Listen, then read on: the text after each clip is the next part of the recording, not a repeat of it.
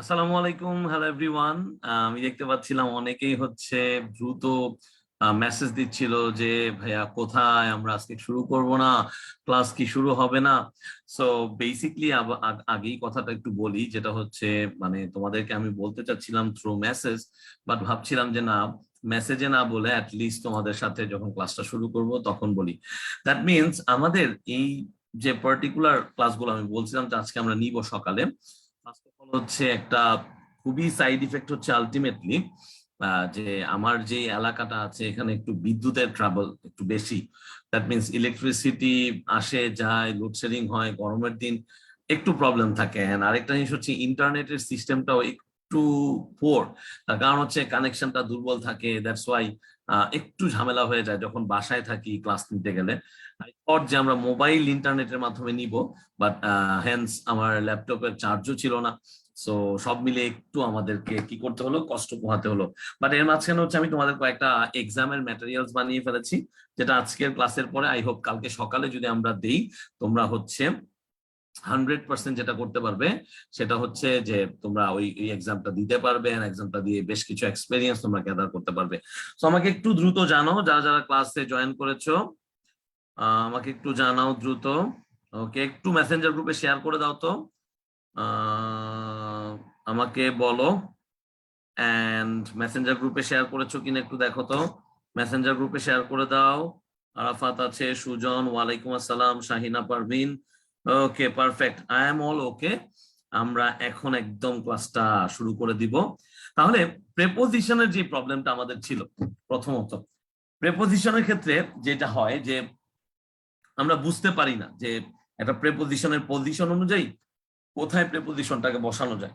তো আমরা অলরেডি প্রেপোজিশনের কিছু প্রকারভেদ পড়েছিলাম, তার মানে ক্লাসিফিকেশন পড়েছিলাম।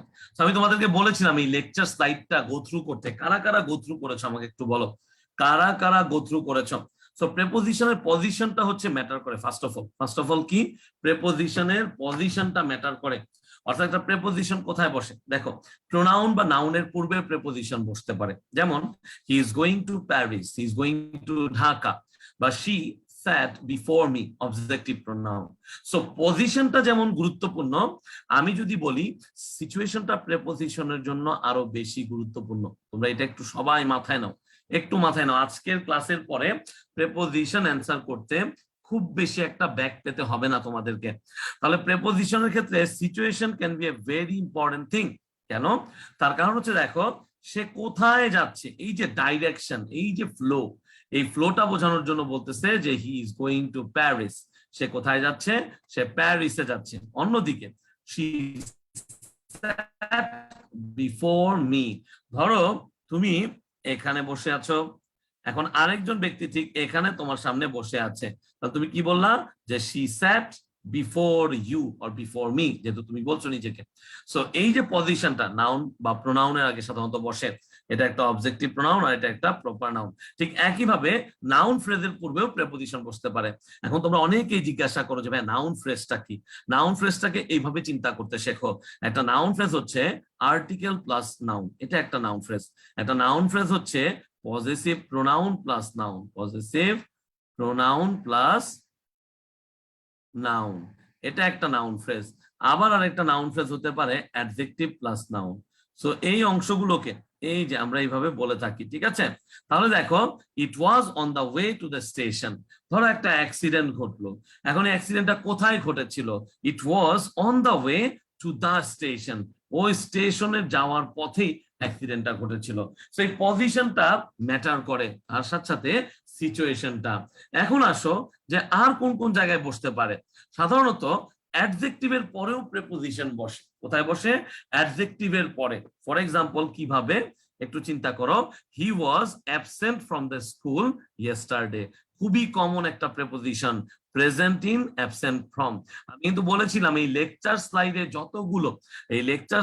যতগুলো অ্যাপ্রোপ্রিয়েট প্রেপোজিশন আছে, অ্যাটলিস্ট ওই প্রেপোজিশন গুলোকে পড়ে ফেলতে। তোমরা কি পড়েছো আমাকে একটু বলো তো। I really want to see the comments যে আমি ভাইয়া পড়েছি বা পড়িনি। আমাকে একটু বলো, আমরা বলো পড়েছি কি পড়িনি। তাহলে এই প্রেজেন্ট ইন মানে উপস্থিত থাকা, অ্যাবসেন্ট ফ্রম মানে হচ্ছে অনুপস্থিত থাকা। এখানে ইয়েস্টারডে ওয়ার্ডটার জন্য আমি যদি ভার্বের কথা চিন্তা করি, এই যে দেখো ভার্বটা কি হয়েছে, ভার্বটা হয়েছে V2, তার মানে ভার্বের পাস্ট ফর্ম। সো এই যে সিচুয়েশন গুলো, he was absent from the school yesterday, সে স্কুল থেকে অ্যাবসেন্ট ছিল কবে, গতদিন। তো আমাকে সিচুয়েশনটাকে চিনতে হবে। Okay, we have to read out the situation. তাহলে এই একই জিনিস যদি বলি ভার্বের পরে প্রিপজিশন বসে, এইটাই হচ্ছে সেই গ্রুপ ভার্ব।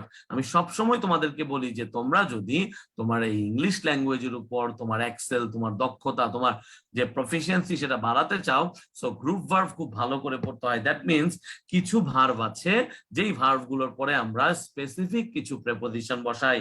যেমন উই লাভড, হ্যাঁ কি বলতেছি আমরা, we loved at her joke, তার মানে তার জোকের উপর আমরা কি করছিলাম, হেসে দিয়েছিলাম।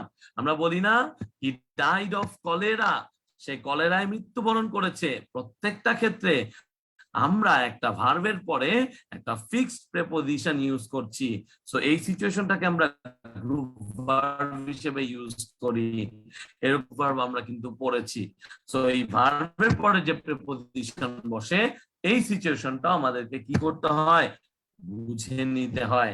এছাড়াও প্রিপজিশন সাধারণত প্রিপজিশনাল ফ্রেজের শুরুতে এবং ডিরেক্ট অবজেক্ট অফ ট্রানজিটিভ ভার্বের পরে বসে থাকে। ভাইয়া কিভাবে, এই যে দেখো প্রিপজিশনাল ফ্রেজ মানে কি, প্রিপজিশনাল ফ্রেজ হচ্ছে এমন একটা ফ্রেজ, ফ্রেজ মানেই শব্দগুচ্ছ, তাহলে যেখানে প্রিপজিশন থাকে বা প্রিপজিশন দিয়ে শুরু হয়, তোমরা কিছু স্পেশাল নিয়ম পড়েছো না, আমরা পড়েছি না ক্লাসে, উইথ আ ভিউ টু, বলো কার কার মনে আছে, with a view to, in addition to, গতদিনও মেসেঞ্জার গ্রুপে শেয়ার করেছিল।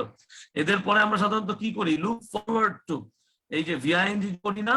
তাহলে দেখো এই ট্রেডিশনাল ফ্রেজ গুলো আছে, এদের শুরুতে ট্রেডিশন বসে। I still remember the sun sets in the west. এখন সান যে ওয়েস্টে সেট হয়, অস্ত যায়, এটা তো আমরা সবাই ভাবে আবিষ্কৃত হয়েছে, এটা অবশ্যই ট্রু এবং ট্রুই থাকবে।